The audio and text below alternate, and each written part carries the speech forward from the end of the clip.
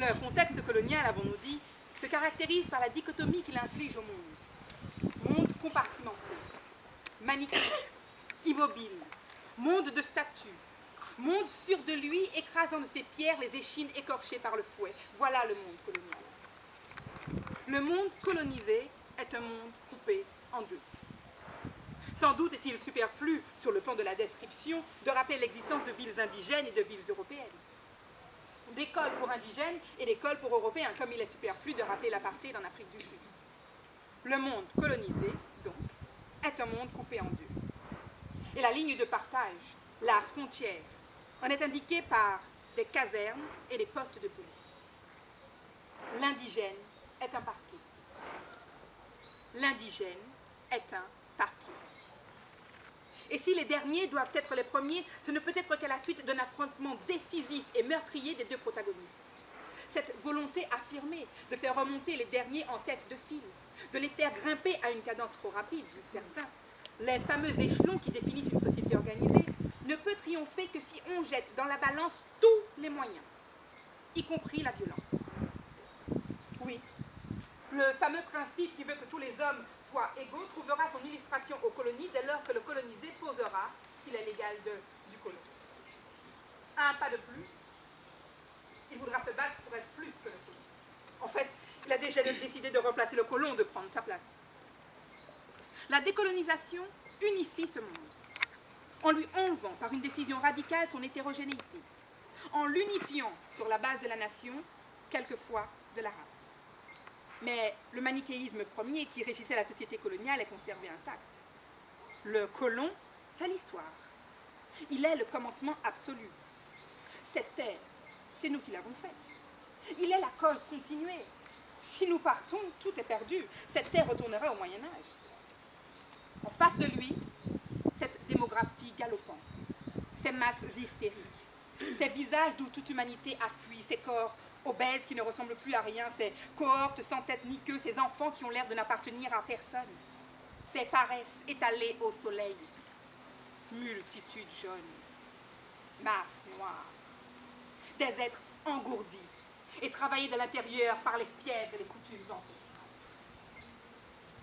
J'étais le nègre, alertant les antennes fécondes du monde, planté dans l'avant-scène du monde, aspergeant le monde de sa puissance poétique. J'épouse le monde, je suis le monde. Le blanc n'a jamais compris cette substitution magique. Le blanc veut le monde, il le veut pour lui tout seul. Il se découvre le maître prédestiné de ce monde. Il l'a servi. Il s'établit entre le monde et lui un rapport appropriatif. Mais il existe des valeurs qui ne s'accommodent qu'à ma sauce. En magicien, je vole au blanc un certain monde, pour lui et les siens, perdu. Le colonisé, c'est tout cela, il rit. Il rit un bon coup chaque fois qu'il se découvre animal dans les paroles de l'autre, car il sait qu'il n'est pas un animal. Et précisément, dans le même temps, il découvre son humanité. Je fouillais vertigineusement l'Antiquité noire. Ce que j'y découvris me le sapantelant. Le blanc s'était trompé. Je n'étais pas un primitif, pas davantage un demi-homme. J'appartenais à une race qui a déjà 2000 ans travaillait déjà l'or et l'argent. Le colonisé, donc, découvre que sa vie, sa respiration, les battements de son cœur sont les mêmes que ceux du colon. Il découvre qu'une peau de colon ne vaut pas plus qu'une peau d'indigène. Toute l'assurance nouvelle et révolutionnaire du décolonisé en découle. Si, en effet, ma vie a le même poids que celle du colon, son regard ne me foudroie plus, ne m'immobilise plus, sa voix ne me pétrifie plus, je ne me trouble plus en sa présence. Non seulement sa présence ne me gêne plus, mais déjà je suis en train de lui préparer de telles embuscades qu'il n'aura bientôt d'autres issues que la fuite. Pratiquement, je l'emmène.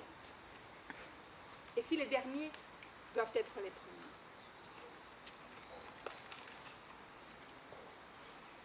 Dos à dos, sans jamais se regarder autrement qu'en bistant.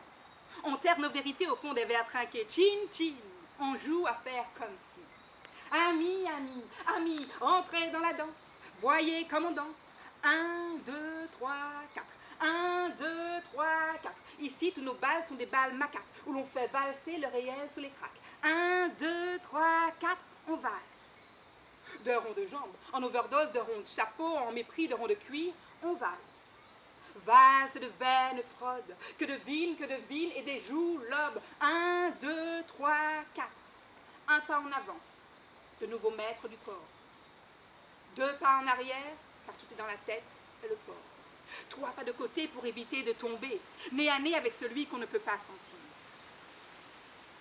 Libre, égaux et frères. Libre, égaux et frères. Libre, égaux et frères. La psalmodie de l'aphorisme donne aux mythes son essence mystique.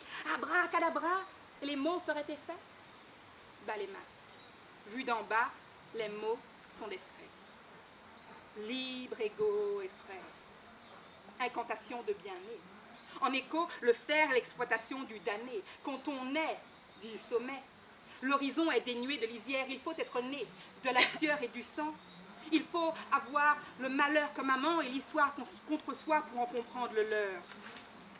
1, 2, 3, 4. Ce n'est pas parce que l'on marche côte à côte que l'on marche du même pas. Ce n'est pas parce qu'il n'y a pas de bataille visible que nous sommes en temps de paix. Ce n'est pas parce qu'on arpente le même monde que l'on est de la même terre. Ce n'est pas parce que nos sueurs se mêlent que nos sangs se valent. 1, 2, 3, 4. Que l'astidulium débute, même en déséquilibre. Toi, tu es né coiffé, d'une couronne sans éclat, certes, mais qui te donne le privilège des armes. Tu es élevé dans le coton récolté de par tes plantations de nos mains asservies. Tu as jusque-là regardé de haut les batailles menées en ton nom sans jamais t'en mêler. Pourtant, le sang tâche moins que la pourriture de l'âme. Tu te dis hardi, dernier maître de ce monde. À quoi te serviront les titres, puisque l'apocalypse gronde? Et moi j'ai vécu l'enfer sur lequel s'est bâti ton paradis. Et les palmiers royaux qui bordent tes allées plongent leurs racines dans mon phal. Je suis le revers de tes prises et médailles, dont l'or s'est lavé aux larmes laborieuses de moi, porteuse de chrysocale. J'étais le symbole de tes envies de sang bleu, de tes rêves de noblesse blanche. Aujourd'hui, je suis bien plus que le fantasme rouge d'égalité de classe. Je suis un cauchemar bien plus grand. Je suis le doute. Je suis l'angoisse glaciale des piliers de l'éclipse que se rejoue un jour, une nuit du 4 août. Quand on est du sommet, l'horizon ne peut être dénué de la peur que peut-être les damnés deviendront les premiers. Car ils utiliseront tes armes, car ils manieront tes mots. 1, 2, 3, canigouille. Changement de rythme et puis de cavalier. Que se passe-t-il quand les derniers renversent les trônes, brûlent les tables des lois inhumaines, abolissent les défaveurs du système, veulent rééquilibrer les souffrances et les peines? Que se passe-t-il quand les sous-hommes se lèvent, gagnent leur liberté, réclament l'égalité? Que se passe-t-il le jour d'après? Le jour d'après les armes, le jour d'après les larmes et les rires mêlés, le jour d'après les balles perdues et les balles masquées. Que se passe-t-il quand les damnés deviennent les premiers? Enfin.